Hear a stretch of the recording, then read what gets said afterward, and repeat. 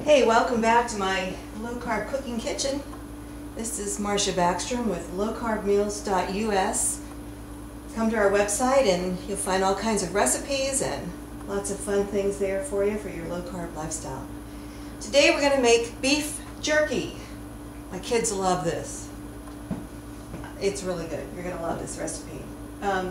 It's very simple to do, but what you're going to need is one of these dehydrators. Now, this is an Excalibur dehydrator. I bought this used on eBay and I love it, and you're going to want to get one because not only can you make beef jerky in it, and it's so simple to do, you're going to want to make this all the time, but you can also make a lot of low-carb crackers in this made from flax seeds. And I'm going to teach you how to make bread and all kinds of goodies in here. So this is something you're really definitely going to want. It has a setting on here for meat, fish, and jerky. It's set at 145, and it only takes overnight to do it if you set it at 145. They come with trays like this. I also have some Teflex, and I'll show you in another video how I use the Teflex and how I make the flaxseed crackers. But with this, you're going to use the screen that comes with the Excalibur, and then you just place your jerky strips on here, just like this, and you place it over on your counter somewhere, out of the way, and at 145 overnight you have jerky in the morning, and you're going to love it. Okay, so all you do is, I have a 3-pound round roast here, and you don't want to use chuck. I have used chuck, but chuck is a little bit too fatty, and you'll find a lot of grease spots on your jerky, and that can go rancid, so you don't want to use chuck.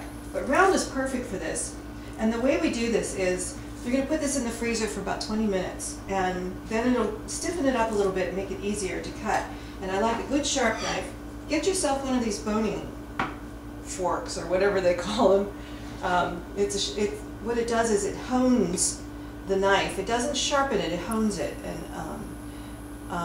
I said bone, it's the word hone. But what you do is, it makes all of the edges nice and sharp. It doesn't get rid of any nicks that are in your knife, but it'll hone it. And so what you do is you take it and just go like this with it. Very simple. You should do this on a cloth because of the metal filings that come off, but I'm just showing you how. It's very simple. Back and forth. Very easy. This will make a nice sharp knife. Then you can take your round, and you're not going to cut this across the grain like you normally would. You're going to cut it with the grain, and you're going to start and slice very, very thin. See how nice and sharp my knife is? And it makes these little strips like this. And then you just slice it all the way down. Keep slicing it. You're going to cut this off. You don't want any fat on it. And then, when you're finished with all your strips, you're going to place it in a large bowl. And our recipe calls for 1 cup of Worcestershire. Here I have some tea with some Truvia. I'm going to use 2 tablespoons of hot sauce because we like this kind of hot. We're going to use 1 tablespoon of liquid smoke.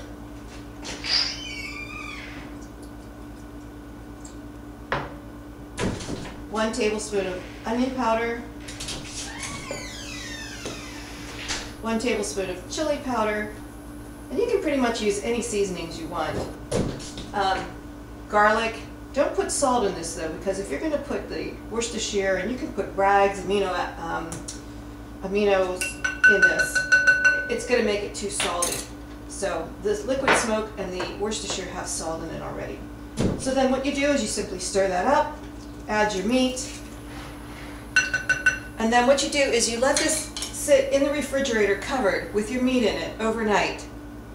The next day you lay it in strips into your Excalibur and let that go for at least 12 to 14, 15 hours depending on how high you set it, and you'll have beef jerky. And the way I do it is I store it in these little containers, and you can get these containers anywhere. They have like a little vacuum seal on it, you know. And there you can see my beef jerky.